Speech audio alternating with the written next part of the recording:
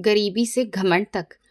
अगर आपने मुझ पर भरोसा किया होता तो आज मेरी ये हालत नहीं होती और मेरे अंदर पल रही जिंदगी भी आज जिंदा होती। ये कहते ही वो बिस्तर पर बेसुध हो गई और मैं अपने पति की तरफ कांपती नजरों से देख रही थी कि कहीं मेरा भेद ना खुल जाए। और तभी सामने से आता हुआ जो आदमी मुझे दिखा, उसने तो मुझ पर बिजली ही गिरा दी। मेरी जान निकल रही थी कि तभी मेरे पति की भी नजर उस आदमी पर पड़ गई, जो पलक झपकते ही उस आदमी के पास पहुंचा और उसका गिरेबान पकड़कर बोला कि बता, तेरे साथ कौन मिला था। मार के डर से उसने अपनी उंगली उठाई और जब मेरे पति ने उस आदमी की उंगली की दिशा में देखा तो वहां पर मेरा नाम उर्वशी है। हम 3 बहनें थे और हमारा कोई भाई नहीं था। मेरे पापा एक मामूली से क्लर्क थे। हमारी जिंदगी में खुशियों की वजह कम ही होती थी। पापा जितना भी कमाते थे उससे हमारे घर के खर्च ही बड़ी मुश्किल से चल पाते थे। अपनी इच्छाओं का गला तो हमें बचपन से ही घोटना पड़ा था। हमारे घर में कभी भी कोई नए कपड़े या जूते तब तक नहीं आते थे जब तक कि पुराने बिल्कुल खराब नहीं हो जाते थे। उर्वशी बेटा, जरा मेरे लिए चाय तो बना लाना। पापा की थकी हुई आवाज मेरे कानों में पड़ी। वो रोजाना की तरह ऑफिस से थके हुए घर आए थे। मैंने गैस पर चाय का भगोना रखा और गुस्से से बड़बड़ाने लगी। "हम्म, जब देखो तब बस काम और काम। इस घर में तो जैसे हम नौकरानी ही बनने के लिए पैदा हुए थे।" मेरी माँ ने मेरे इस तरह से भुनभुनाने की आवाज को सुन लिया। वो मेरे गर्म मिजाज को भांप चुकी थी। वो मेरे पास आई और मेरे कंधे पर हाथ रखकर बोली, ऐसे नहीं बोलते हैं उर्वशी बेटा। तुम्हारे पापा सारे दिन हमारे लिए इतनी मेहनत करते हैं। उनकी आवाज में नरमी थी। तो तो इतनी मेहनत करके कौन सा उन्होंने हमारे लिए बंगले और गाड़ियां खड़ी कर दी हैं। मैंने तीखा जवाब दिया और चाय का कप जोर से ट्रे में रख दिया। मोहल्ले की लड़कियां नए नए कपड़े पहनती हैं और हम बहनें दिवाली पर भी वही पुराने कपड़े पहनते हैं। मुझे इस गरीबी से बहुत नफरत है। मेरे पापा के बाकी सारे रिश्तेदार हमसे दूर ही रहते थे। गरीब रिश्तेदार भला किसे अच्छे लगते हैं। पापा को हमेशा यही फिक्र परेशान करती रहती थी कि उनकी 3 बेटियों के रिश्ते कैसे होंगे। वो रात को उठकर जागते और परेशान रहते थे।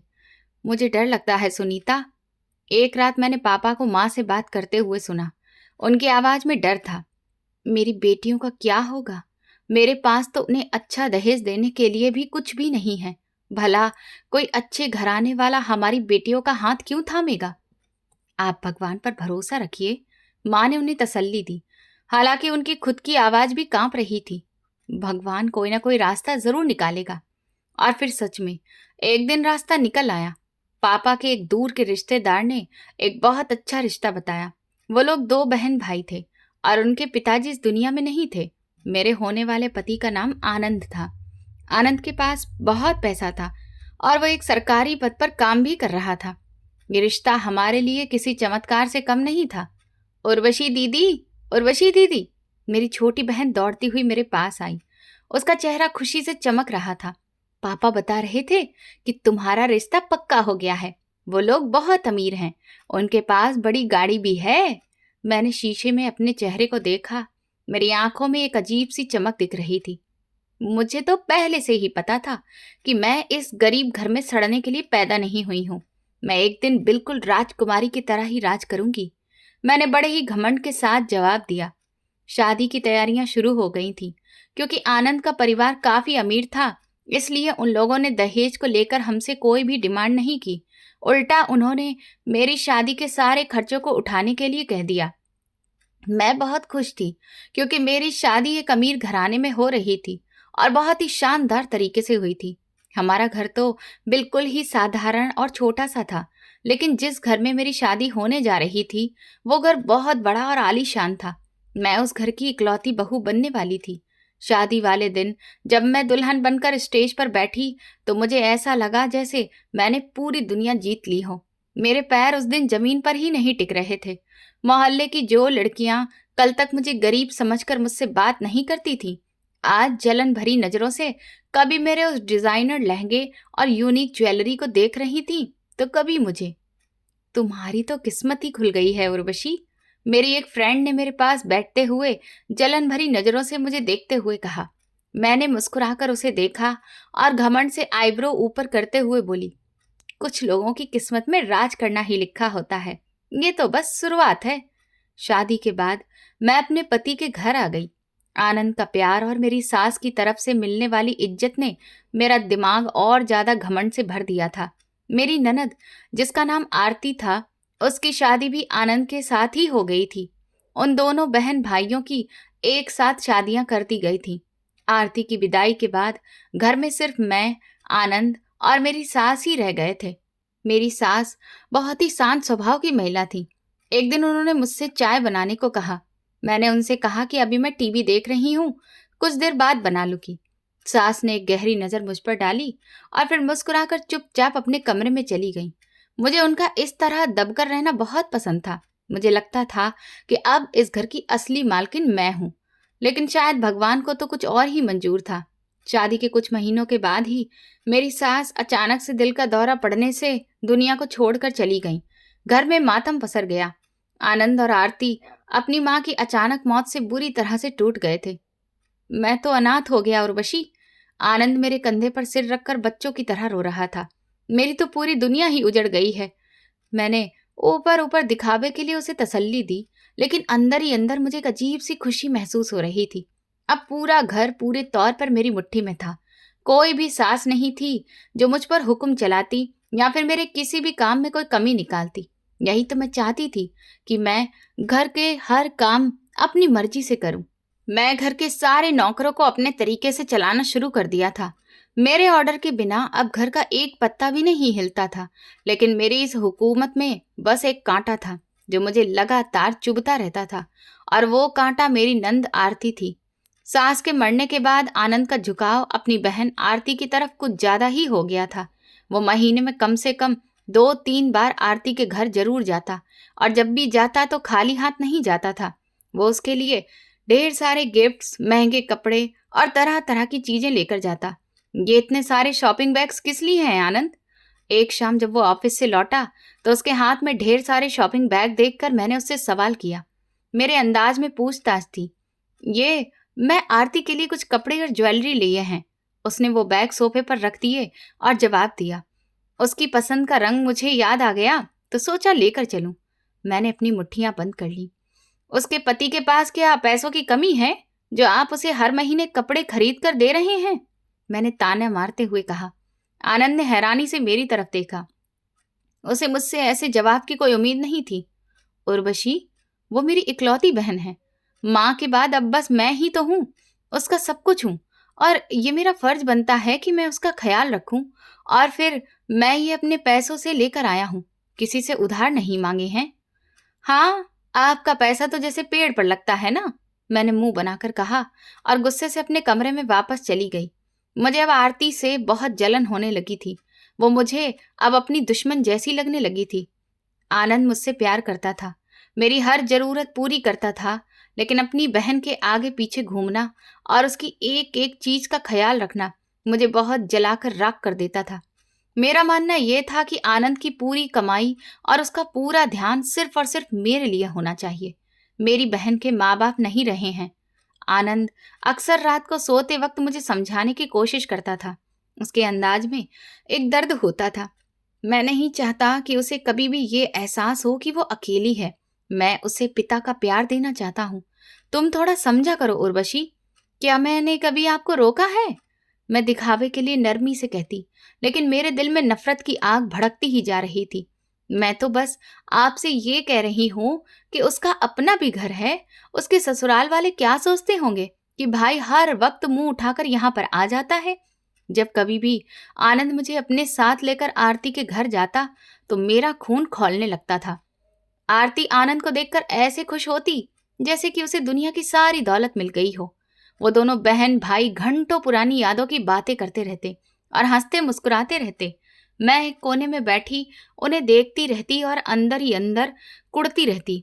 वो वक्त जो आनंद को अपने ऑफिस से छुट्टी के बाद मेरे साथ बिताना चाहिए था, वो ज्यादातर अपनी बहन के साथ गुजारता था। एक दिन आरती के घर हम दोपहर के खाने के लिए गए हुए थे। आरती की सास और उसकी 2 नंदें वहीं पर बैठी हुई थी। आनंद किसी काम से बाहर गया हुआ था तो मैंने सही मौका देखा। आरती तो वाकई में बहुत लकी है। मैंने आरती की सास की तरफ देखते हुए कहा और फिर एक साजिश भरी गहरी मुस्कुराहट के साथ आगे की बात शुरू की। हाँ बेटी, भगवान का शुक्र है, हमारा बेटा उसे बहुत खुश रखता है। आरती की सास ने बड़ी ही सादगी से जवाब दिया। मैंने तुरंत आगे की तरफ झुककर खुफिया तरीके से कहा, खुश क्यों नहीं रखेगा? आनंद जो इतने महीनों से अपने पैसों से कई सारे गिफ्ट्स लाकर उसे देता है। कल भी बता रहा था कि आरती ने फोन करके उससे एक कढ़ाई वाले सूट की फरमाइश की थी। मुझे तो कभी कभी हैरत होती है कि आप लोग इसकी इतनी फरमाइशें पूरी कैसे करते होंगे। शायद इसीलिए वो अपने भाई से मांग लेती है। आरती की सास के माथे पर लकीरें दिखने लगी। उनका चेहरा एकदम से सख्त हो गया। हमारा बेटा उसे कभी किसी चीज की कमी नहीं होने देता है। उर्वशी, हमें नहीं पता था कि आरती अपने भाई से हमारे पीठ पीछे इस तरह की फरमाइशें करती है। ये तो हमारे परिवार की बेइज्जती है। मेरे होठों पर एक जहरीली मुस्कुराहट आ गई। तीर बिल्कुल सही निशाने पर लगा था। अरे अरे माताजी, मेरी बात का वो मतलब नहीं था। मैं तो बस यूं ही बता रही थी। आरती तो बच्ची है, उसे भला क्या अकल। बस आनंद ने ही उसे सर पर चढ़ाकर रखा हुआ है। मैंने वो बीज बो दिया था जिसे अब मुझे नफरत के पानी से खूब अच्छे से बड़ा करना था। मैंने उसकी सास और नंदों के दिल में आरती के खिलाफ शक और गुस्सा भर दिया था। मुझे आरती की वो खुशी और आनंद का वो वैल्यू देना किसी भी हाल में बर्दाश्त नहीं था। वापसी पर गाड़ी में आनंद बहुत खुश था। तुमने देखा उर्वशी, आरती कितनी खुश थी। भगवान उसे हमेशा ऐसे ही हंसता मुस्कुराता हुआ रखे।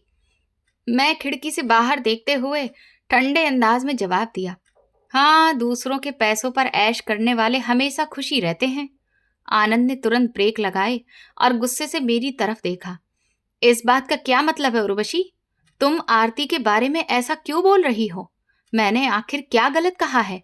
मैंने ऊंची आवाज में कहा। सारा दिन उसके ससुराल वाले उसके नखरे उठाते हैं और बाकी कसर तो आप पूरी कर देते हैं। आपको अपनी पत्नी का इतना ख्याल नहीं है जितना अपनी बहन का है। तुम्हारा दिमाग खराब हो गया है? आनंद ने गाड़ी दोबारा से स्टार्ट करते हुए गुस्से से कहा। तो मैं हर वक्त उसे जलन क्यों होती रहती है? मैंने तुम्हारी ऐसी कौन सी इच्छा है जो पूरी नहीं की है? क्या तुम्हें घर में कोई कमी है? कमी तो है, मैंने चिल्लाकर कहा। मेरे पति के वक्त और उसके ध्यान की कमी है, जो हर वक्त अपनी उस बहन के ऊपर लुटाते रहते हैं। उस दिन हमारे रास्ते पर झगड़ा होता रहा। आनंद ने घर पहुंचकर मुझसे बात करना बंद कर दिया था, लेकिन मुझे उसकी नाराजगी की कोई परवाह नहीं थी। मेरे दिमाग में तो सिर्फ एक ही धुन सवार थी कि किसी न किसी तरह से आनंद को आरती से दूर करना है। अगले कुछ महीनों में मैंने अपना काम जारी रखा। जब भी आनंद आरती के घर जाने को होता तो मैं कोई न कोई नाटक करने लगती। कभी सर दर्द का बहाना बनाती तो कभी किसी और जरूरी घर के काम का जिक्र छेड़ देती, और अगर वो फिर भी चला जाता तो फिर वापसी पर मैं उससे खूब झगड़ा करती। वो जानबूझकर आपको अपने घर पर बुलाती है ताकि आप उसे पैसे दे सकें। मैंने रात को अक्सर आनंद के दिमाग में जहर भरना शुरू किया। उसकी नंद मुझे फोन करके ताने देती है कि मेरा पति उसकी भाभी के खर्चे उठा रहा है। मुझे शर्मिंदगी होती है उनकी बातें सुनकर। आनंद पहले तो मेरी बातों को नजरअंदाज करता रहा, लेकिन बार बार एक ही बात सुन सुनकर उसके दिमाग में भी कहीं न कहीं कमी सी पैदा होने लगी, क्योंकि वो एक सीधा साधा आदमी था। वो औरतों की साजिश और चालबाजियों को नहीं समझता था। दूसरी तरफ आरती के ससुराल में मेरी लगाई हुई आग भड़कना शुरू हो गई थी। उसकी सास और नंद अब छोटी छोटी बातों में उसकी कमियां निकालने लगी थी। जो पहले उसे बेटी की तरह रखती थी, वो अब उसके साथ मारपीट और तानाकसी करने से बिल्कुल भी गुरेज नहीं करती थी। अपने भाई के पैसों का घमंड है ना तुझे? उसकी सास ने एक दिन उसे बालों से पकड़ते हुए पीटते हुए कहा। ये बात मुझे आरती ने रोते हुए खुद फोन पर बताई। भाभी, मुझे समझ में नहीं आ रहा कि माँ जी को अचानक से क्या हो गया है। वो मुझ पर ऐसे झूठे इल्जाम लगाती हैं कि मैं भैया से पैसे मांगती हूँ। आप भैया को कहिए कि वो मेरे घर पर कुछ भी न लेकर आया करें। आरती हिचकियां लेकर रो रही थी। मैंने फोन पर झूठी हमदर्दी दिखाते हुए कहा, तुम परेशान मत हो आरती, मैं आनंद को समझाऊंगी। तुम बस अपने ससुराल वालों के साथ थोड़ा संयम बरतो और उनके साथ बनाकर रखो। वो लोग बड़े हैं, उनकी बात सुन लिया करो। फोन बंद करने के बाद मैं जोर जोर से हंसने लगी। मेरा निशाना बिल्कुल ठीक जगह पर लगा था और मेरी प्लानिंग अब सक्सेसफुल हो रही थी।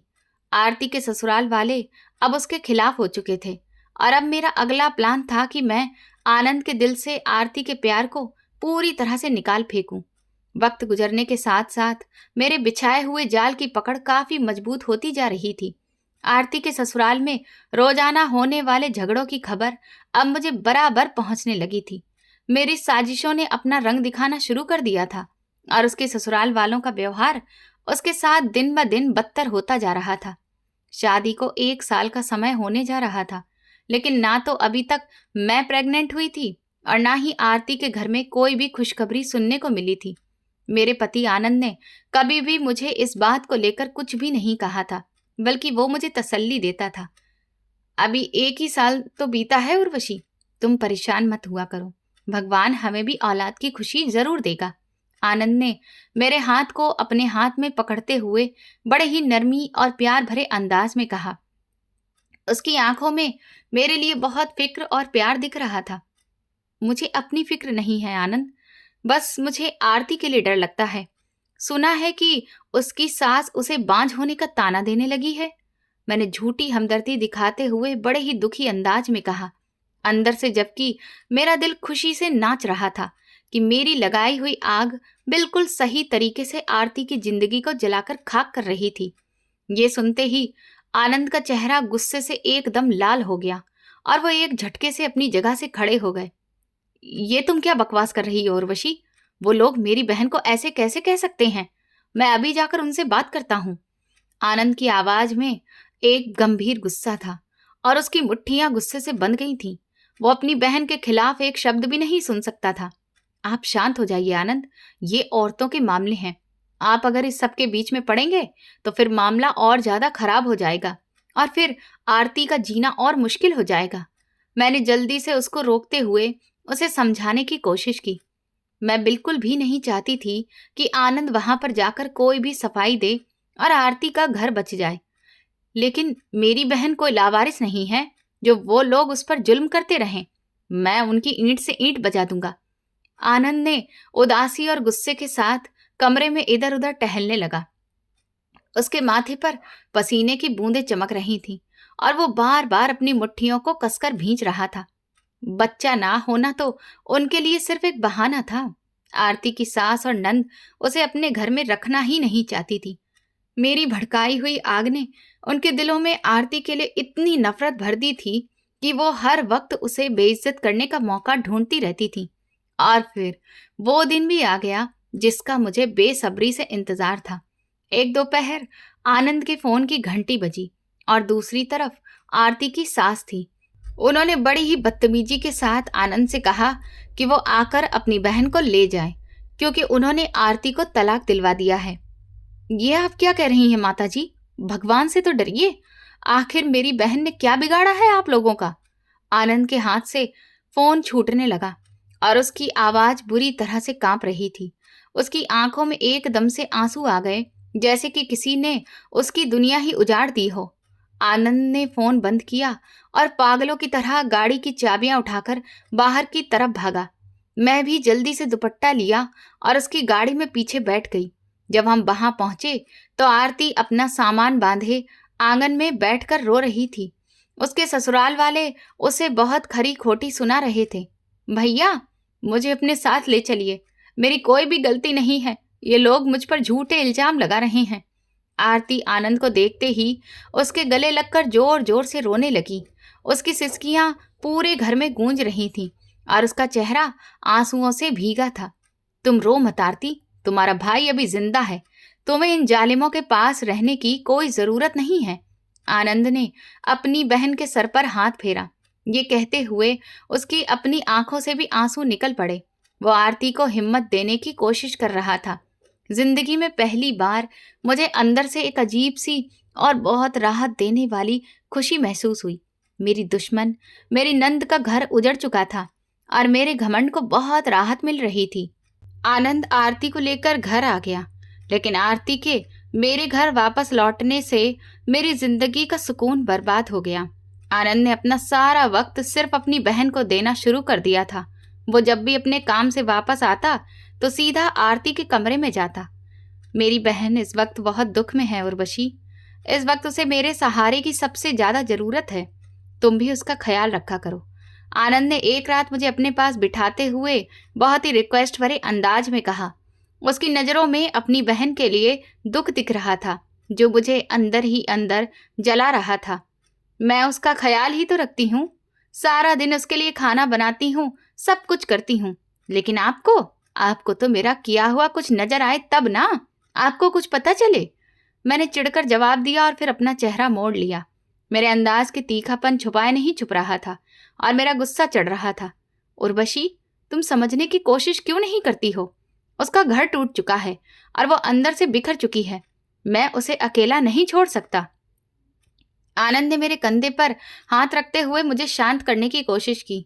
उसकी आवाज में एक थकान और बेबसी थी जिसे मैं जानबूझकर इग्नोर कर रही थी। वो टाइम जो उसकी नौकरी से आने के बाद मेरे अधिकार में था, वो अब आरती का हो चुका था। आनंद उसके साथ बैठकर घंटों बातें करता, उसे हंसाने की कोशिश करता। मुझे उन दोनों को इस तरह से हंसते मुस्कुराते हुए देखकर भयंकर गुस्सा आता था। सिर्फ वक्त ही नहीं, बल्कि आनंद ने आरती पर पानी की तरह पैसा बहाना भी शुरू कर दिया था। वो जब भी मार्केट जाता तो उसके लिए नए नए तरह के कपड़े और ज्वेलरी लेकर आता। ये देखो आरती, मैं तुम्हारे लिए क्या लेकर आया हूँ। ये रंग तुम पर बहुत अच्छा लगेगा, तुम कल यही पहनना। आनंद ने एक बहुत ही खूबसूरत और महंगे सूट का शॉपिंग बैग आरती की तरफ बढ़ाकर कहा। उसके चेहरे पर एक हल्की सी मुस्कुराहट आ गई और आनंद भी खुश हो गया, क्योंकि वो अपनी बहन को खुश होते देख रहा था। भैया, आप इतने पैसे क्यों बर्बाद करते हैं? मेरे पास पहनने के लिए पहले से ही बहुत कपड़े हैं। आप उर्वशी भाभी के लिए लेकर आया करिए। आरती ने शर्मिंदगी जताते हुए कहा, लेकिन उसने वो बैग अपने हाथ में पकड़ लिया था। उसकी आंखों में अपने भाई के प्यार को देखकर चमक दिख रही थी।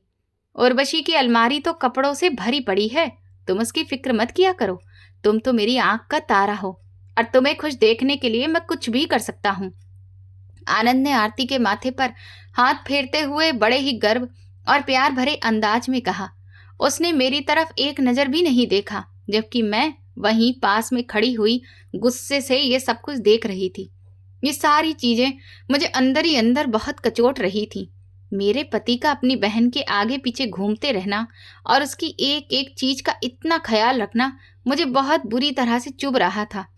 आनंद का मानना ये था कि उसकी बहन के माँ बाप नहीं हैं और इसीलिए वो अपनी बहन का हर तरह से ख्याल रखना चाहता है, लेकिन मेरा दिमाग इन सारी बातों को एक्सेप्ट करने के लिए तैयार नहीं था।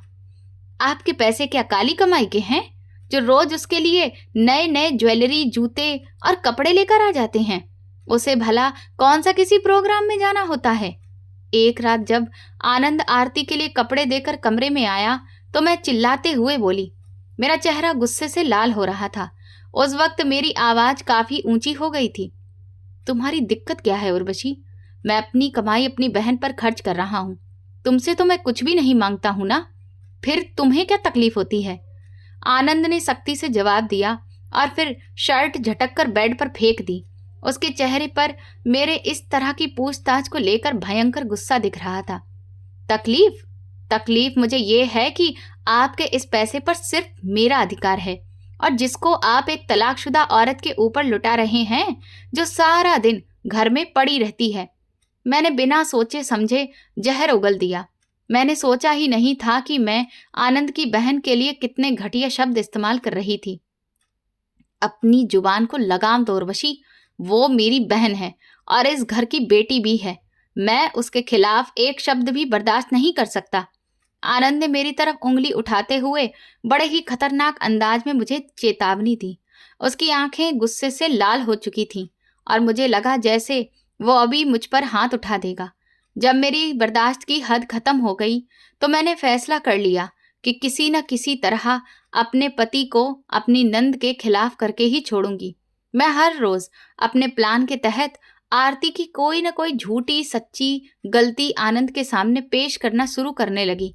मैं उसे बताती कि आरती सारा दिन काम चोरी करती है, या फिर मोहल्ले की औरतों के सामने हमारी बुराई करती है। लेकिन आनंद मेरी बातों को सुनकर भी अनसुना कर देता था। आज आरती ने सब्जी में नमक जानबूझकर तेज कर दिया था ताकि आप मुझे डांटें। वो मुझसे बहुत जलती है। मैंने शाम की कॉफी उसकी तरफ बढ़ाते हुए झूठी शिकायत की। मैं बड़ी मासूम बनने की कोशिश कर रही थी ताकि आनंद को मेरी बात पर पूरा भरोसा हो जाए। उर्वशी, भगवान के लिए बस कर दो। वो बच्ची पहले से ही इतने दुख में है। तुम उस पर ऐसे घटिया इल्जाम लगाना बंद कर दो, वरना फिर मुझसे बुरा कोई भी नहीं होगा। आनंद ने कॉफी का कप गुस्से से मेज पर पटका और फिर उठकर बाहर चला गया। वो मेरी किसी भी बात पर भरोसा करने के लिए तैयार नहीं था और मेरी उलझन और ज्यादा बढ़ती ही जा रही थी। और मुझे जब गुस्सा आता था फिर तो मैं पीछे हटने वालों में से नहीं थी। मैंने सोच लिया था कि अब कोई ऐसा तीर चलाना होगा जिससे आनंद के दिल में आरती के लिए नफरत पैदा हो जाए। आनंद के लिए उसकी बहन की इज्जत सबसे बढ़कर थी। मुझे पता था कि अगर आरती के चरित्र पर दाग लग जाए तो फिर आनंद उसको बर्दाश्त नहीं कर पाएगा। मैं कई दिन तक सोचती रही कि मैं ऐसा क्या करूं कि आरती आनंद की नज़रों से गिर जाए। और फिर एक बहुत ही घिनौना ख्याल मेरे दिमाग में आया। आरती के पास एक मोबाइल फ़ोन था जो कि आनंद ने ही उसे खरीद कर दिया था। आरती उस फ़ोन पर अपनी पुरानी सहेलियों से बात करती रहती थी। मैंने फैसला कर लिया कि इस फ़ोन के जरिए मैं आरती की इज्जत को नीलाम कर दूंगी। मैं मोहल्ले के एक लड़के को कुछ पैसे देकर उसे अपने साथ मिला लिया। वो एक आवारा और लालची किस्म का लड़का था जो पैसों के लिए कुछ भी कर सकता था। मैंने उसे एक नया सिम कार्ड लाकर दिया और उसे पूरा प्लान समझा दिया कि तुम्हें बस इस नंबर पर एक मैसेज करना है और वक्त का खास तौर पर ख्याल रखना है। जब मैं तुम्हें इशारा करूं तभी तुम्हें वो मैसेज भेजना है। मैंने उस लड़के को पैसे पकड़ाते हुए बड़े ही खुफिया और सख्त अंदाज में ऑर्डर दिया। मेरी आंखों में जीत की चमक थी क्योंकि मुझे पता था कि मेरा ये वार बिल्कुल भी खाली नहीं जाएगा। आप बेफिक्र रहिए भाभी जी, आपका काम बिल्कुल सही तरीके से हो जाएगा। बस आप मेरा इनाम मत भूलिएगा। लड़के ने पैसे जेब में डालते हुए एक लालची मुस्कुराहट के साथ मुझे जवाब दिया और वहां से चला गया। मैंने घर जाकर गहरी सांस ली और अपने चेहरे पर सुकून लिया और फिर घर के कामों में लग गई। रात को जब आनंद घर आए तो वो बहुत थका हुआ था। खाना खाने के बाद हम लोग लॉन में बैठे हुए थे। आरती वहीं सोफे पर बैठकर मैगजीन पढ़ रही थी और उसका मोबाइल उसके बगल में ही रखा हुआ था। मैंने चुपचाप अपने फ़ोन से उस लड़के को एक मिस कॉल दी जो कि हमारा तय किया हुआ एक इशारा था। कुछ ही पलों के बाद आरती के मोबाइल पर मैसेज की रिंगटोन सुनाई दी। आनंद उस वक्त पानी पी रहा था। मैंने तुरंत आरती के फोन की तरफ देखा और एक ड्रामाई अंदाज में कहा, आरती, इतनी रात को आखिर किसका मैसेज आया है तुम्हारे पास? जरा देखो तो, कोई जरूरी बात तो नहीं हो? मैं एक गहरी उत्सुकता दिखाते हुए आरती को फोन उठाने के लिए मजबूर कर रही थी। मेरा दिल जोर जोर से धड़क रहा था और मैं अपनी कामयाबी के बहुत करीब थी। आरती ने लापरवाही से फोन उठाया और एक नज़र उस मैसेज पर डाली। मैसेज पढ़ते ही उसके चेहरे का रंग बिल्कुल सफ़ेद हो गया। उसके हाथ कांपने लगे और उसने जल्दी से फ़ोन बंद करने की कोशिश की, लेकिन मैं उससे भी ज़्यादा तेज थी। क्या हो गया आरती? किसका मैसेज है? तुम इतनी घबरा क्यों रही हो? लाओ, मुझे दिखाओ। मैंने तेजी से आगे बढ़कर आरती के हाथ से फ़ोन छीन लिया। आरती की आंखों में भयंकर डर और बेबसी दिख रही थी। भाभी, मुझे नहीं पता है कि ये किसका नंबर है। ऐसा लगता है कि शायद किसी ने गलती से मुझे मैसेज कर दिया है। आप मुझे फ़ोन वापस दे दीजिए। आरती ने घबराते हुए फ़ोन वापस लेने की कोशिश की, लेकिन मैंने फ़ोन तुरंत ही आनंद की तरफ बढ़ा दिया। आनंद, जरा देखो तो, आपकी इस मासूम बहन को रात के इस वक्त भला कौन सा गलत मैसेज किया जा रहा है जो इसे इतना परेशान कर रहा है? मैंने तंज मारते हुए और खुश होते हुए अंदाज में कहा। मेरी आंखें आनंद के चेहरे पर ही जमी हुई थीं, जो हैरत और गुस्से से फोन की स्क्रीन की तरफ देख रहा था। आनंद ने फोन हाथ में लिया और पूरा मैसेज पढ़ा। कब भागोगी तुम मेरे साथ घर से? तुम्हारा भाई बिल्कुल भी नहीं मानेगा। मुझे तुमसे शादी करनी है। ये शब्द आनंद के ऊपर बिजली बनकर गिर पड़े। उसका चेहरा गुस्से से काला पड़ गया और माथे की नसें तन गईं। ये क्या बकवास है आरती? आखिर ये कमबख्त कौन है जो तुम्हें इस तरह से मैसेज कर रहा है? मुझे सच सच बताओ, वरना मैं तुम्हारी जान ले लूंगा। आनंद ने आरती की तरफ जोरदार तरीके से दहाड़ते हुए पूछा। उसने फोन जोर से फर्श पर पटक दिया, जिससे उसकी स्क्रीन चकनाचूर हो गई। भैया, मेरी बात का भरोसा करिए। मैं नहीं जानती कि किसने मुझे ये मैसेज किया है। जरूर मेरे खिलाफ कोई साजिश की जा रही है, जिसने साजिश के तहत ही मुझे जानबूझकर ऐसा मैसेज किया है। आरती आनंद के पैरों में गिरकर कसम खाने लगी और बुरी तरह से रोने लगी। उसकी आवाज में सच्चाई थी, लेकिन आनंद के कानों पर जैसे गुस्से की आग धड़क रही थी। मुझे तो अच्छे से पता था कि ये मैसेज किसने भेजा है, लेकिन इसके बाद जो मैंने अपने पति को अपने प्लान के तहत और भी ज्यादा आरती के खिलाफ भड़काया, मैंने जल्दी से जलती हुई आग में घी डालने का काम किया, ताकि आनंद आरती की किसी भी सफाई को सच ना मान बैठे। आपको याद है आनंद, पहले भी इसके फोन पर कई बार अनजान नंबर से फोन कॉल्स आए हैं और ये कमरे में जाकर चुपचाप बात करती थी। मैंने एक नया झूठ बोलते हुए आनंद के गुस्से को और ज्यादा हवा दी। मेरा चेहरा बिल्कुल गंभीर था, जैसे कि मैं बहुत बड़ी सच्चाई बोल रही हूँ। भाभी, आप ये क्या बकवास कर रही हैं? मैंने कभी भी छुपकर कभी भी किसी से बात ही नहीं की है। आप मुझ पर इतना बड़ा इल्जाम क्यों लगा रही हैं? आरती ने सबके सामने मेरी तरफ देखते हुए मुझसे पूछा। उसकी आंखों में आंसू थे, लेकिन वो मुझसे इस तरह की नीचता की उम्मीद नहीं रख रही थी। तुम चुप रहो बदतमीज लड़की। तुमने मेरी इज्जत को मिट्टी में मिला दिया है। मैंने तुम्हें अपनी बेटी की तरह पाला और तुमने आज मुझे ये सिला दिया है। आनंद ने आगे बढ़कर आरती के मुंह पर एक जोरदार थप्पड़ दे मारा। आरती का सर चकरा गया और वो जमीन पर गिर पड़ी। उसके होठों से खून निकलने लगा था, लेकिन वो चुप खड़ी हो गई। रात के अंधेरे और चारों तरफ फैले सन्नाटे ने उसकी सिसकियों की आवाज को और ज्यादा तेज कर दिया था। फर्श पर टूटे हुए मोबाइल के टुकड़े बिखरे हुए थे और आरती अपने गाल पर हाथ रखकर जमीन पर बैठ गई थी, लेकिन आनंद की आंखों में अपनी बहन के लिए कोई भी दया नहीं थी। मैं एक तरफ खड़ी होकर इस सारे नजारे को अपनी जीत की नजर से देख रही थी। मुझसे नजर मत मिलाना बेगैरत लड़की, तुमने तो मेरी इज्जत मिट्टी में मिलाकर रख दी है। आनंद गुस्से से चिल्लाता हुआ उसके सिर पर खड़ा हो गया। उसकी गर्दन की नसें तन गई थीं और वो गुस्से की वजह से बुरी तरह कांप रहा था। भैया, एक बार मेरी बात सुन लीजिए। मैं कसम खाकर कहती हूँ कि मुझे नहीं पता कि ये किसका नंबर था। आरती ने रोते हुए आनंद को एक बार फिर से सफाई देने की कोशिश की। उसकी आवाज में भयंकर दर्द था, जो किसी भी पत्थर दिल इंसान को पिघला देता। अपना मुंह बंद रखो आरती। अब तुम इस काबिल नहीं रही कि मेरे सामने कोई भी सफाई दो। मैंने आगे बढ़ते हुए आरती का हाथ पकड़कर उसे पीछे खींच लिया और बड़ी ही नफरत से उसकी तरफ देखा। मेरे चेहरे पर एक झूठी परेशानी थी, ताकि आनंद को मेरी हर बात सच्ची लगे। भाभी झूठ बोल रही हैं भैया, इन्होंने खुद ही मेरा फोन छीना था। आरती ने बेबसी से मेरी तरफ उंगली उठाकर चिल्लाने की कोशिश की। उसकी आंखों में अब डर के साथ साथ गुस्सा भी था। अपनी बकवास बंद करो। अब तुम मेरी पत्नी पर भी इल्जाम लगाओगी ताकि अपने आप को बचा सको। आनंद ने जोर से अपना पैर जमीन पर पटका।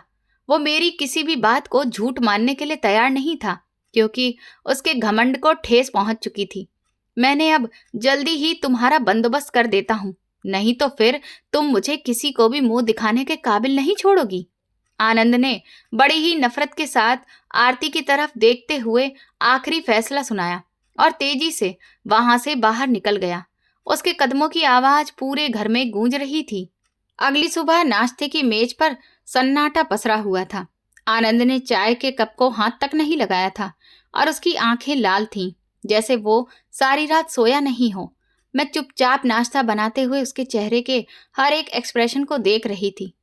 आपको मेरी कसम है आनंद, इस तरह भूखे रहने से कोई भी प्रॉब्लम का सॉल्यूशन तो नहीं मिल जाएगा ना? मैंने उसके सामने नाश्ते की प्लेट आगे करते हुए बड़े ही नरम और प्यार भरे अंदाज में कहा। मैं चाहती थी कि वो जल्द से जल्द आरती की शादी का फैसला करे। मुझे कुछ भी नहीं खाना है उर्वशी, बस मुझे ये बताओ कि अब मैं इस लड़की का क्या करूं? मेरे दिमाग की नसें फटी जा रही हैं। आनंद ने अपने दोनों हाथों से सिर को पकड़ते हुए बेबसी से कहा। उसके चेहरे पर थकावट और शर्मिंदगी साफ दिख रही थी। आप इसकी जल्दी से कहीं शादी करवा दीजिए। कोई भी रिश्ता अच्छा हो, बस इसे विदा करिए, वरना ये आपको कहीं भी मुंह दिखाने के काबिल नहीं छोड़ेगी।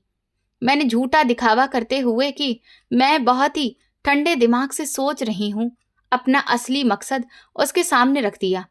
मैंने जानबूझकर अपने शब्दों का चुनाव ऐसा रखा जो उसे और ज्यादा डरा दे। कौन करेगा इससे शादी उर्वशी? ये एक तलाकशुदा लड़की है और अब ऐसा कलंक भी इस पर लग चुका है। आनंद ने मायूसी से मेरी तरफ देखते हुए मुझसे सवाल किया। उसकी आवाज में डर साफ दिख रहा था।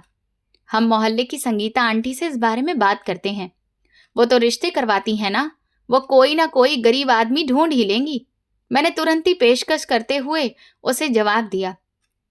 मेरे दिमाग में पहले से ही संगीता आंटी का नाम था, क्योंकि वो गरीब और अनपढ़ लोगों के रिश्ते लाने के लिए बहुत फेमस थी। उसी दिन दोपहर को मैंने संगीता आंटी को घर बुला लिया। मैंने उन्हें पहले ही कुछ पैसे देकर समझा दिया था कि उन्हें कैसा रिश्ता लाना है। ड्राइंग रूम में बैठते ही मैंने आनंद को भी वहां पर बुला लिया ताकि बात पक्की की जा सके। बेटा, एक लड़का है, हमारे समाज का ही है, उसकी एक छोटी सी दुकान है। आंटी ने सोफे पर बैठते हुए बात शुरू की। उनकी आंखों में एक लालच चमक रहा था।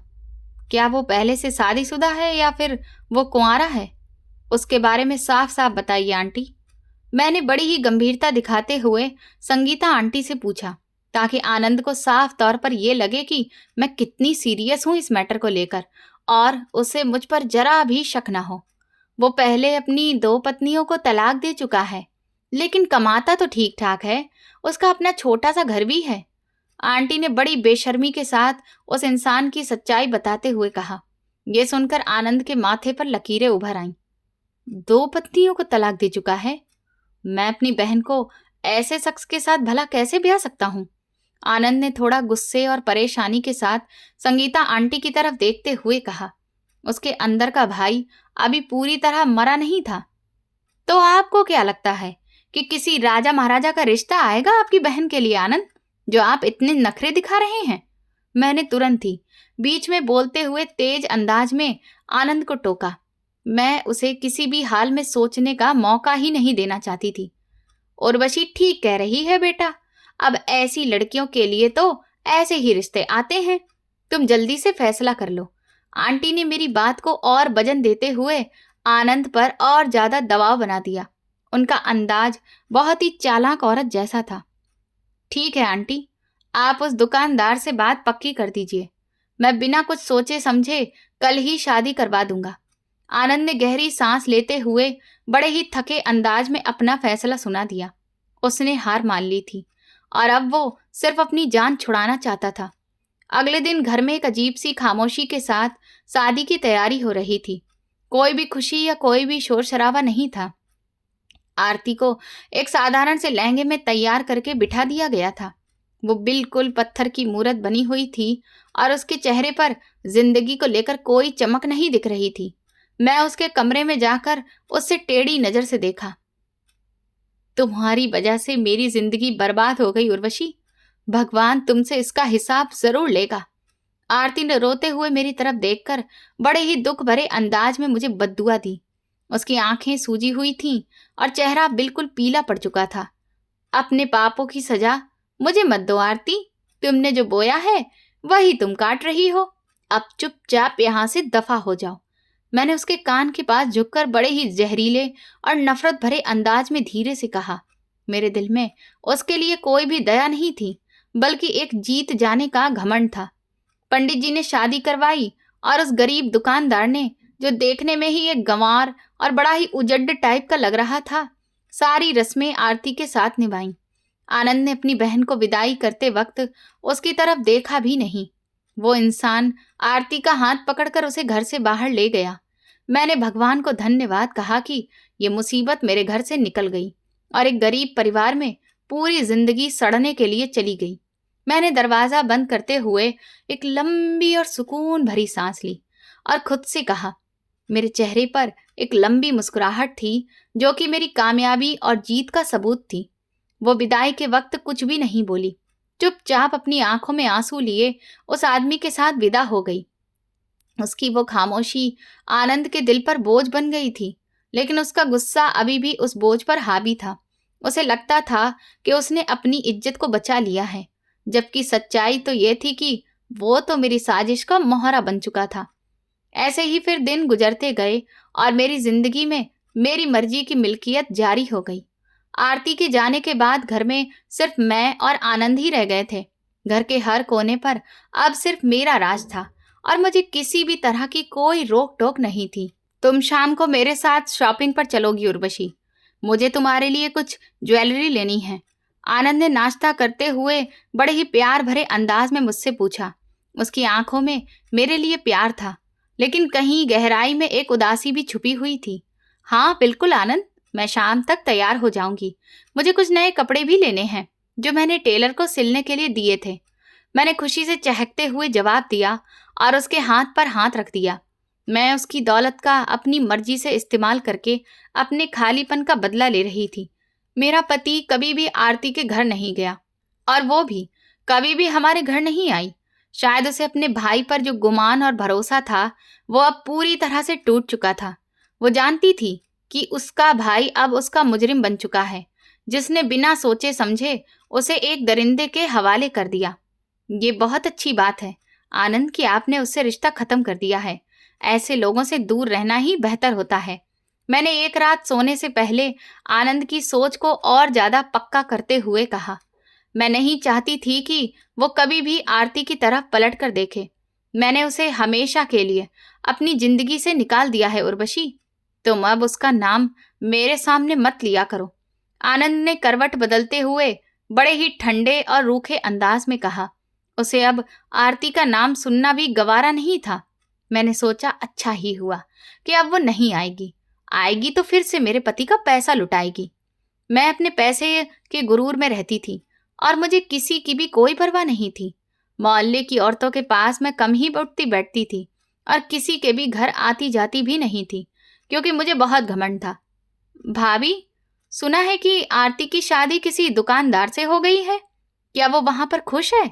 मोहल्ले की एक औरत ने एक दिन मार्केट में रोकते हुए उत्सुकता भरे अंदाज में मुझसे पूछा। उसकी आंखों में मोहल्ले की सारी खबरें जानने की भूख दिख रही थी। हमें उससे कोई मतलब नहीं है। वो जहां भी है अपने कर्मों की सजा भुगत रही है। मैंने बड़े ही घमंड के साथ जवाब दिया और अपना मुंह दूसरी तरफ फेर लिया। मैं खुद को उन सब से बहुत ऊपर समझती थी। मैं नए नए तरह के फैशन करती और कई तरह के अनाप शनाप खर्चों पर अपने पति का पैसा बर्बाद करती रहती, लेकिन आनंद ने कभी कोई शिकायत नहीं की और ना ही मुझे कभी किसी तरह का खर्च करने से रोका। मेरे कपड़ों की अलमारी एक से एक महंगे कपड़े, जूते, पर्स, इन सब चीजों से भर चुकी थी, लेकिन मेरी भूख थी कि खत्म होने का नाम नहीं ले रही थी। ये नया सूट कितने का लिया है उर्वशी? ये तो बहुत ही महंगा लग रहा है। आनंद ने अलमारी में रखे हुए मेरे नए सूट को देखते हुए हैरत के साथ पूछा। ये अरे ये तो बस कुछ 1000 रुपए का ही है आनंद। आपको मेरी खुशी से ज्यादा पैसों की फिक्र होती है क्या? मैंने तुरंत ही मुंह बनाते हुए नजाकत से कहा। मैं चाहती थी कि वो मेरी नाराजगी बर्दाश्त ना कर पाए। अरे नहीं नहीं उर्वशी, तुम जो चाहे वो खरीद सकती हो। मेरा सब कुछ तो तुम्हारा ही है ना। आनंद ने जल्दी से मुस्कुराते हुए बात को संभालते हुए कहा। वो मुझे किसी भी तरह से नाराज नहीं करना चाहता था और ये देखकर मैं बहुत खुश थी कि मेरा पति अब पूरी तरह से मेरी मुट्ठी में है और मेरी हर बात मानता है। तकरीबन आधी रात हो गई थी और कमरे में अंधेरा पसरा था। मैं गहरी नींद में सो रही थी कि अचानक आनंद जोर से चिल्लाकर बिस्तर से उठ बैठा। उसके इस अचानक जोरदार चीखने ने मुझे बुरी तरह से डरा दिया था। क्या हो गया है आनंद? आप इतनी बुरी तरह से क्यों चिल्लाए? आपकी तबीयत तो ठीक है ना? मैंने घबराकर लाइट जलाई और जल्दी से उन्हें पानी का गिलास दिया। वो पूरी तरह से पसीने से भीगा हुआ था और जोर जोर से हाँफ रहा था। मम्मी मम्मी मेरे सपने में आई थी। वो बहुत बुरी तरह से रो रही थी और बार बार कह रही थी कि अपनी बहन को बचा लो। आनंद ने कांपते हाथों से पानी का गिलास पकड़कर हाँफते हुए जवाब दिया। उसकी आंखों में डर और एक अजीब सी घबराहट साफ दिख रही थी। अरे वो तो सिर्फ एक सपना था। आप यूं बेवजह परेशान मत होइए और डरिए नहीं। चुपचाप लेटकर सो जाइए। ऐसा कुछ नहीं है। मैंने उसे रूखेपन से तसल्ली देने की कोशिश की। मुझे उस वक्त भी आरती का जिक्र नफरत से भर रहा था। मैं चाहती थी कि आनंद इस बात को अपने दिमाग से निकाल दे, लेकिन मेरा पति सारी रात बेचैन होकर सो न सका, बल्कि वो लगातार टहलता रहा। शायद उसे सुबह होने का इंतजार नहीं हो रहा था, या फिर वो मेरी वजह से रुका हुआ था। लेकिन उसकी बेचैनी बता रही थी कि वो बहुत ज्यादा घबराया हुआ है, या तो अपनी बहन के लिए या फिर अपनी माँ के लिए। सुबह जैसे ही उजाला फैला तो वो तुरंत घर से बाहर निकल गया।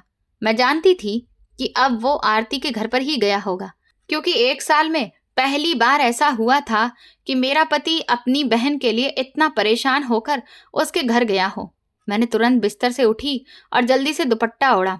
मैं भी अपने पति के पीछे ही चल दी कि कहीं ऐसा ना हो कि वो मेरे पति के सामने अपने मगरमच्छ के आंसू बहाकर दिखाए और मेरा पति उसकी बातों पर भरोसा कर ले और उसे दोबारा अपने घर ले आए। मैं किसी भी हाल में अपनी की गई इतनी मेहनत पर पानी फिरने नहीं देना चाहती थी। मैं तेज कदमों से बाहर निकली और फिर रिक्शा लेकर उस दुकानदार के खस्ता हाल घर के बाहर पहुंची, जो कि खुला हुआ था। मैंने जैसे ही अपने पति के पीछे भागी और आरती के घर में कदम रखा तो मुझे ऐसा महसूस हुआ जैसे मेरी सांसें रुक जाएंगी। अंदर आरती फर्श पर पड़ी हुई थी। उसके माथे से खून बह रहा था। उसका पूरा वजूद जख्मों से भरा पड़ा था। मेरा पति उसे अपनी गोद में लेकर बुरी तरह से रो रहा था। आरती, मेरा बच्चा, आंखें खोलो, देखो तुम्हारा भाई आ गया है, तुम्हें कुछ भी नहीं होगा। आनंद पागलों की तरह अपने रूमाल से उसके माथे के खून को रोकने की कोशिश कर रहा था। उसकी आवाज में एक ऐसा दर्द था जिसने पूरे मोहल्ले के लोगों को इकट्ठा कर लिया था। पता चला कि वो 9 महीने की प्रेग्नेंट थी और उसका पति दिन रात उसके साथ मारपीट करता था। रात को भी उस जालिम आदमी ने पैसों की खातिर उसे बुरी तरह से पीटा था, जिससे उसकी ये हालत हुई थी। उसे तुरंत ही अस्पताल ले जाया गया। डॉक्टर ने इमरजेंसी में उसका ऑपरेशन किया, लेकिन उसका बच्चा मर चुका था। हालांकि आरती खुद बच गई थी, लेकिन वो बिल्कुल खामोश थी। मुझे माफ कर दो आरती, मैं अंधा हो गया था, मुझसे बहुत बड़ी गलती हो गई। उस वक्त मेरा पति उसके सामने हाथ जोड़कर बैठ गया और बुरी तरह से रोने लगा। उसका सारा घमंड टूट चुका था। मेरे पास तो देने के लिए कुछ भी रहा ही नहीं। काश आपने मुझ पर भरोसा किया होता तो आज एक जान इस तरह से खत्म ना होती। आरती ने एक नज़र मेरी तरफ देखा और बेजान आवाज में बोली। उसकी आंखों में कोई भी आंसू नहीं थे, बल्कि गहरा दुख था। मैं तो अंदर से मर चुकी हूँ। आपके उस फैसले ने मुझे मेरी जिंदगी की आखिरी उम्मीद भी छीन ली है। आरती ने अपना चेहरा दूसरी तरफ घुमा लिया। उसके शब्द मेरे दिल पर हथौड़े की तरह बरस रहे थे। मुझे पहली बार यह एहसास हुआ कि मैंने उसके साथ सच में बहुत गलत किया और मेरी साजिश ने एक मासूम जान ले ली। उसी वक्त अस्पताल के वार्ड में मोहल्ले का वो आवारा लड़का आ गया जिसे मैंने पैसे देकर मैसेज करवाया था। वो किसी झगड़े में जख्मी होकर वहां पर मरहम पट्टी करवाने के लिए आया था और आनंद को देखकर वो बुरी तरह से घबरा गया। आनंद ने उसे पहचान लिया और उसका गिरेबान पकड़ लिया। मार के डर से उस लड़के ने तोते की तरह सारी सच्चाई उगल दी कि उर्वशी भाभी ने ही मुझे पैसे देकर आरती के फोन पर झूठा मैसेज करवाया था। मेरे पति को पूरी सच्चाई पता चल चुकी थी और उसकी आंखों में मेरे लिए भयंकर गुस्सा था। उसने मुझे बाजू से पकड़ा और जोर से धक्का दिया। तुम्हारे जैसी घटिया और जहरीली औरत के लिए मेरे घर में कोई भी जगह नहीं है। मैं तुम्हें अभी इसी वक्त घर से निकाल दूंगा। आनंद मुझ पर चिल्ला रहा था और उसकी आंखों से आग बरस रही थी। मुझे लगा कि आज मेरी जिंदगी का आखिरी दिन है। माफ कर दो इन्हें भैया, आप अपना घर बर्बाद मत करिए।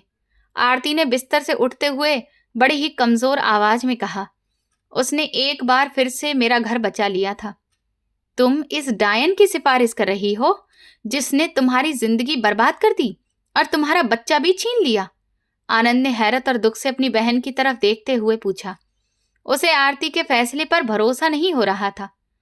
हाँ, मैं नहीं चाहती थी कि आपका घर टूटे और आप भी मेरी तरह दर बदर की ठोकरें खाएं। आरती ने मेरी तरफ एक नज़र डाली और फिर अपनी आंखें नीचे कर ली। उसके इस बात ने मुझे अंदर तक जलाकर राख कर दिया था। उसके जालिम पति ने जेल में अपनी सजा काटी, मेरा पति चाहता था कि वो अब उसके साथ ना रहे, क्योंकि ऐसे जालिम और जानवर इंसान के साथ वो अपनी बहन को नहीं छोड़ सकता था। उन्होंने अपनी बहन की मर्जी से उसे तलाक दिलवा दिया। मैं आपके साथ इस घर में नहीं रहूंगी। मैं अपनी जिम्मेदारी अब खुद उठाऊंगी। आरती ने मेरे पति से इस बारे में बात की और फिर अस्पताल से सीधा एक वर्किंग वुमेन हॉस्टल चली गई। उसने वहां नौकरी ढूंढ ली और अपनी जिंदगी को नए सिरे से शुरू किया। मैं कभी भी आपकी तरफ दोबारा पलट कर नहीं देखूंगी, क्योंकि मैं नहीं चाहती कि आपका घर बर्बाद हो। ये शब्द आरती ने मुझे आखिरी बार कहे थे जब मैंने उससे माफी मांगने के लिए गई थी। उस वक्त मुझे एहसास हुआ कि जिसका घर मैं बर्बाद करती रही, जिसकी जिंदगी मैं बर्बाद कर दी, वही मेरा घर बचाने की फिक्र में लगी रही। आरती हमारे घर में तो नहीं रहना चाहती थी, लेकिन आनंद अब अपनी बहन को इस तरह से बेसहारा नहीं छोड़ सकता था। इसीलिए उसने एक बहुत अच्छा रिश्ता काफी तसल्ली करने के बाद आरती के लिए ढूंढा और उसकी एक बेहतरीन परिवार में शादी कर दी। आज आरती अपने पति के साथ बहुत खुश है। बस यही सोचकर मैं भी खुश हो जाती हूँ और अपने पापों का बोझ कम करने की कोशिश करती हूँ। आज तक मैं औलाद की खुशी से महरूम हूँ। डॉक्टर ने जवाब दे दिया है कि मैं कभी भी माँ नहीं बन सकती। मेरी नंद आरती की 2 बेटियां हैं और उसने अपनी दूसरी बेटी मुझे दे दी, जिसे मैं अपनी औलाद बनाकर आज पाल रही हूँ। जिस ममता के एहसास के लिए मैं तरसती थी, उस एहसास को मेरी नंद की मेहरबानी ने ही पूरा किया। उसने तो वहां भी मेरा साथ दिया है जहां अक्सर आदमी और ससुराल वाले भी साथ छोड़ देते हैं, लेकिन मुझे आज तक पछतावा है कि मैंने उसके साथ इतना बुरा किया। हर रात जब मैं उस बच्ची को अपने सीने से लगाती हूँ तो मुझे आरती का वो खून से लथपथ चेहरा याद आ जाता है और मेरी आत्मा तक कांप उठती है। दोस्तों, लालच, ईर्ष्या और घमंड इंसान से ऐसे पाप करवा देते हैं जिनकी सजा उन्हें जिंदगी भर पछतावे के रूप में भुगतनी पड़ती है। रिश्तों में शक और साजिश से किसी का जीवन बर्बाद हो सकता है। इसीलिए हमेशा सच, भरोसा और इंसानियत को सबसे ऊपर रखना चाहिए। जो दूसरों के लिए गड्ढा खोदता है, एक दिन वही उसमें खुद गिरता है और तब पछताने के सिवा कुछ भी नहीं बचता है। दोस्तों, आप मुझे ये बताइए कि अगर आप आरती की जगह पर होते तो क्या आप उर्वशी को माफ कर पाते? मुझे कमेंट करके जरूर बताइएगा। और आप किस शहर से हमारी कहानी सुन रहे हैं और आपको ये कहानी पसंद आई हो तो प्लीज कमेंट में बताएं। इस वीडियो को लाइक करें, ज्यादा से ज्यादा शेयर करें और हाइप दें। साथ ही चैनल को सब्सक्राइब करना ना भूलें। और अगर आपको मेरी मेहनत पसंद आई हो तो मुझे सुपर थैंक्स देकर अपना प्यार और सपोर्ट जरूर दिखाएं, ताकि मैं आपके लिए ऐसी ही शानदार कहानियां लाती रहूं। ये कहानी केवल मनोरंजन और जागरूकता के उद्देश्य से बनाई गई है। इसमें दिखाए गए सभी पात्र और घटनाएं काल्पनिक हैं, जिनका किसी भी व्यक्ति या घटना से कोई संबंध नहीं है। कहानी का उद्देश्य केवल एक सामाजिक संदेश देना है। धन्यवाद।